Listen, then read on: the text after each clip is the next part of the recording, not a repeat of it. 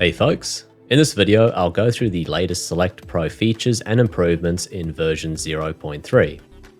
We'll run through them fairly quickly, so let's get started.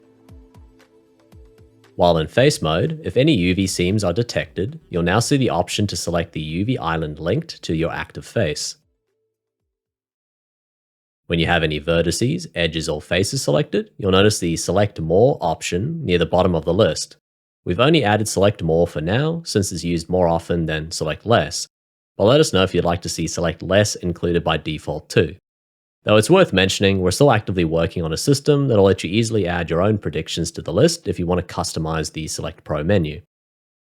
Moving on, if you have any face or group of faces selected, you'll now see an option to select other faces in the mesh with similar surface areas.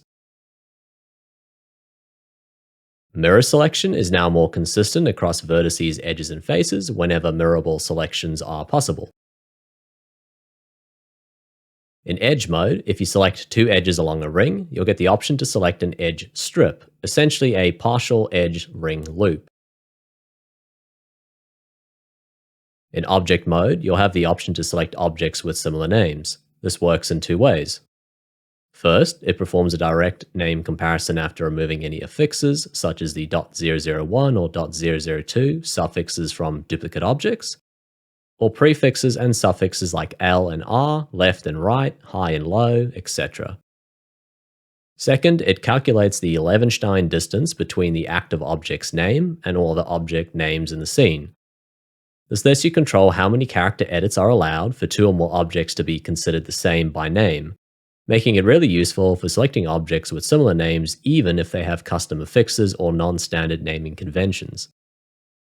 Plus, the Select Similar by Name, Dimensions, and Volume operators are now grouped in a new Select Similar submenu, making them easier to find and use if they don't show up in your predictions list or you have predictions turned off.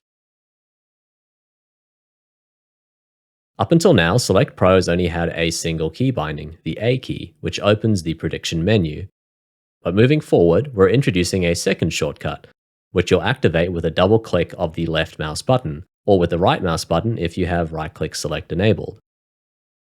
The idea is that you'll often gravitate towards a particular selection type when you're in object or edit mode.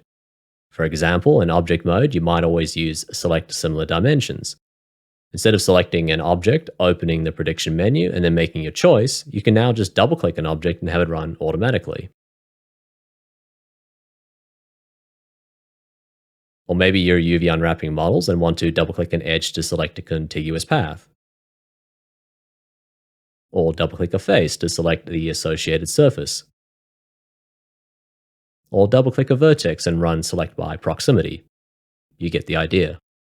What's great about this double-click shortcut is it's context-aware. You can pick which core operator you'd like to run in each mode from Select Pro's preferences. The options don't include every possible selection type yet, but more are likely to come.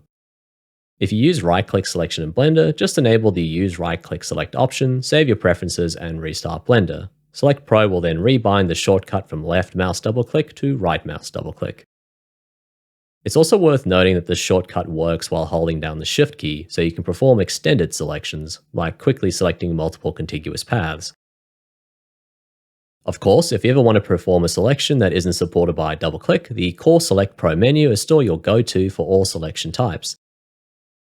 And if you'd rather not use double-click for specialized selections, just set any of the relevant mode-specific options to Do Nothing, and that's exactly what they'll do. That wraps up all the major updates for now. There's also been a lot of work behind the scenes to improve the add-on's codebase and extensibility, including laying the foundations for advanced prediction customization and integration with other add-ons, which we'll cover soon. I hope you're all enjoying Select Pro. As always, let us know what you think and if there's anything you'd like to see added in a future update. We're still in early access, so if you don't have Select Pro yet, you can grab it at 50% off from either Superhive or Gumroad. Both links are in the video description. Have fun, see ya.